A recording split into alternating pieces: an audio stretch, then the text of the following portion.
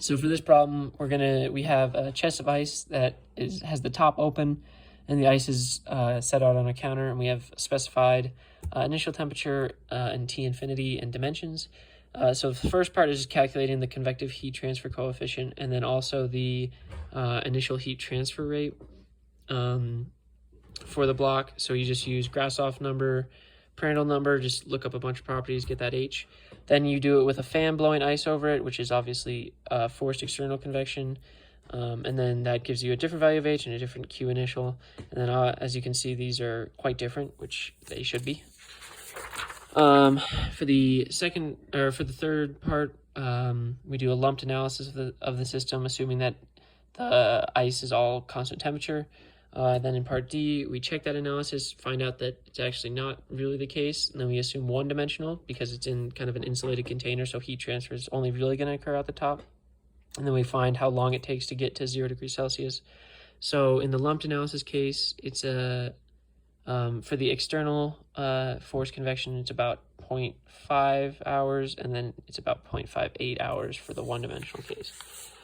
And then finally, we do a three-dimensional analysis where we have the block out on exposed with all sides to convection. We assume that the convection heat transfer coefficient remains the same because it's forced convection. If it was natural convection, obviously we'd have to do a little bit more calculations. But then eventually we can find the time it takes for the center of the block to reach 0 degrees Celsius, which is around 0.3 hours. So moving on to problem 2.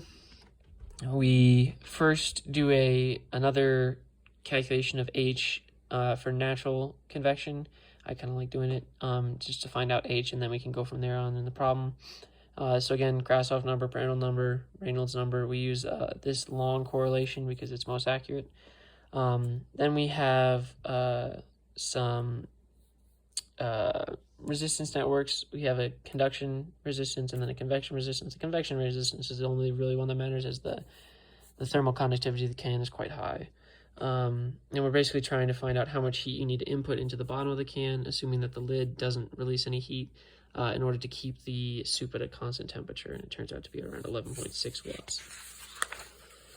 And then in that part B, we didn't assume any radiation, but then we do assume radiation, and then we use parallel resistances in order to calculate the new required heat input, and then we also categorize the amount of heat transferred due to radiation. And then finally, problem 3, we have mass transfer. So here we have unsteady mass transfer, transient mass transfer. So we have this kind of setup with error function, binary diffusion coefficient, and we have specified concentrations, and we're trying to find out how long it takes to reach a certain concentration at a certain depth. It turns out to be around 41.9 hours. And then the second part of this is steady state mass transfer.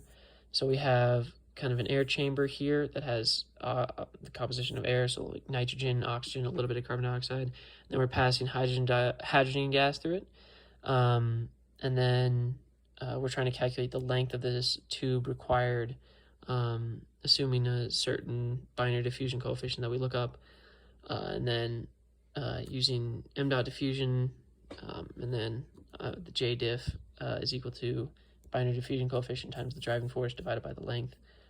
And then that results in a length of about 4.75 meters.